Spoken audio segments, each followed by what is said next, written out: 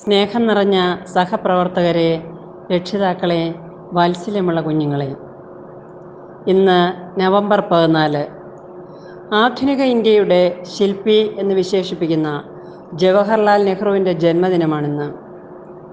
ഇന്ത്യയുടെ ആദ്യത്തെ പ്രധാനമന്ത്രിയായിരുന്ന നെഹ്റു 1889 നവംബർ 14 ജനിച്ചത്. കുട്ടികളെ ഏറെ സ്നേഹിക്കുകയും അവരോടൊപ്പം ചിലവഴിക്കുവാൻ സമയം കണ്ടെത്തുകയും ചെയ്തിരുന്ന അദ്ദേഹത്തെ കുട്ടികൾ സ്നേഹത്തോടെ ചാച്ചാജി എന്നാണ് വിളിച്ചിരുന്നത്. കുട്ടികളോടുള്ള അദ്ദേഹത്തിൻ്റെ സ്നേഹം, അവരുടെ ക്ഷേമത്തിനും വിദ്യാഭ്യാസത്തിനും വേണ്ടി അദ്ദേഹം ചെയ്ത സംഭാവനകൾ എന്നിവ കണക്കിലെടുത്താണ് അദ്ദേഹത്തിൻ്റെ ജന്മദിനം ശിശുദിനമായി നാം ആഘോഷിക്കുന്നത്. കുട്ടികളെ സ്നേഹിക്കാത്തവരായി ആരാണുള്ളത്? ഇന്നത്തെ കുട്ടികളാണ് നാളത്തെ ഇന്ത്യയെ രൂപപ്പെടുത്തുക. നാം അവരെ വളർത്തുന്ന രീതിയാണ് രാജ്യത്തിൻ്റെ ഭാവിയെ നിർണ്ണയിക്കുക.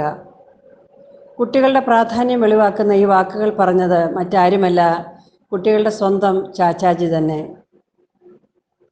കുട്ടികൾക്കൊപ്പം ഇടപെടാനും അവർക്ക് വേണ്ടി എഴുതുവാനും അദ്ദേഹം സമയം കണ്ടെത്തിയിരുന്നു.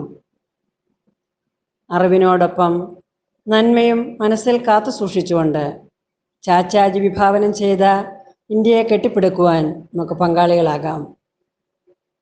എല്ലാവർക്കും ശിശുദിനത്തിൻ്റെ മംഗളാശംസകൾ നേരുന്നു.